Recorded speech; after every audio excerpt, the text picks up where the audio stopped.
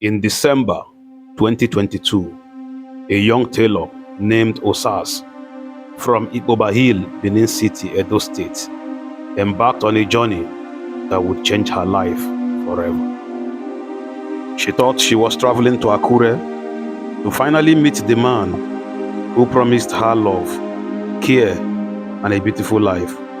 But instead, her journey ended in RIP.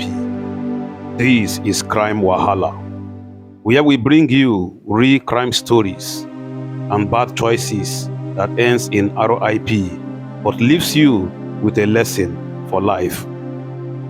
Osas was only 23 years old, a hard-working fashion designer, known by her friends as cheerful and full of dreams.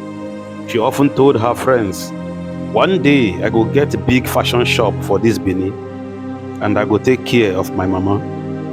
But Osas also desired to be loved, and on Facebook she thought she had found it.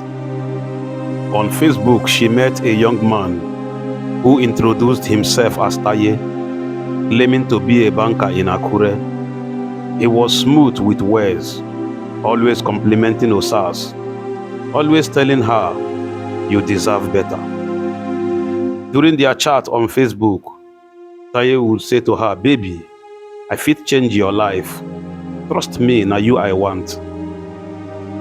Finally, Osas fell for his charm. For 3 months, they were chatting daily. He sent her fake pictures of himself in banking suit and even posed inside the banking hall. He was able to convince Osas that this love is real and that he was real. The attention she was getting from Taye felt like a miracle to her. She told her closest friend about him. She said, "This one no be anyhow guy. He dey serious. He dey plan marriage. I fit relocate go Akure with am." But wetin she no sabi be say na trap dey wait for am for road. Before we narrate what happened later, abeg subscribe and hit the like button. Also comment where you are watching from. On 15th of December 2022, Osas told her mom she was going to visit a friend for the weekend. She packed a small bag, put on her best dress, and carried her phone fully charged. To her, it was the first step into a new future. At the motor park in Benin, she boarded a bus going to Akure. On the way, she kept texting Taye. He assured her, "Baby, don't worry, I will be at the park to pick you." Osas smiled, imagining his arms wide open, or he may even propose at the park. But when the bus finally arrived at Akure, it was already 5 p.m. in the evening. Osas was exhausted and tired. But when she finally saw Taye, Osas was a bit disappointed. There was no car waiting for her. There was no banker's welcome. Taye appeared on foot, urging her to follow him. He said his house was nearby. She trusted him and followed behind him. Now so she followed him, bag for hand, heart full of hope, but hope not a protect person wey don dey blindfolded with love. As they were going, Osas noticed that the street was very quiet. Houses were very few, but Taye kept reassuring her. At a point, she was afraid, but she continued following him because love had brought her this far. When they finally arrived at Taye's place, the house was like an abandoned property in a secluded area, a bit far from the town. That night, Osas realized she was in danger. She wasn't in a banker's house. She was in a criminal's hideout with other 2 men. It was already too late when Osas realized that Taye wasn't a banker. Taye was a part of a dark network, a syndicate specialized in deceiving young girls through social media, only to kill them and sell their body parts. This group preyed on girls like Osas, who are innocent, trusting, and full of dreams. That night, Osas begged Taye and his friends not to kill her. She told them to allow her go. She said, Abeg, una fit carry my bag. Make I dey go back to Benin. I get people wey dey wait for me.